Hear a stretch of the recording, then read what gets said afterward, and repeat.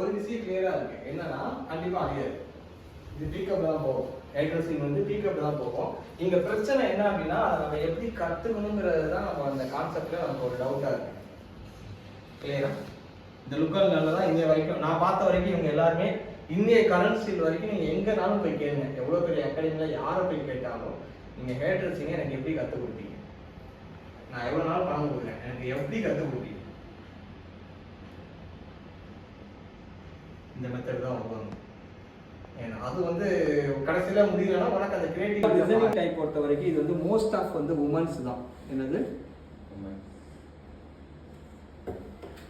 Women's develop ஆனது இதுதான். ஏன்னா இந்த டைம்லலாம் வந்து பார்த்தீங்கன்னா உமன்ஸ் பாடினதே கிடையாது. நீங்கள் தமிழ்நாடை வந்து நல்லா ஹிஸ்ட்ரி பார்த்தீங்கன்னா உமனுக்குன்னு ஒரு சமூகமே கிடையாது. ஒன்லி ஃபார் வந்து நீங்கள் ஒரு ஹரிசாமல் போடுங்க. ஹரிசாமல் ஓகே. அடுத்தது வெர்டிகல் போடுங்க. ஓகே, இப்போ பேக்வேர்டு போடுங்க. அந்த சைடில் இருந்து போட்டீங்கன்னா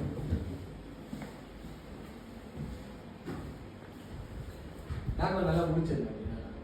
எப்பவுமே முடிக்கணும் செக்ஷனை. ஓகே, ஃபார்வேர்டு போடுங்க. ஃபார்வேர்டு மேலே போடுங்க. மேலே ஈஸியாக வரும். ஓகே, இப்போ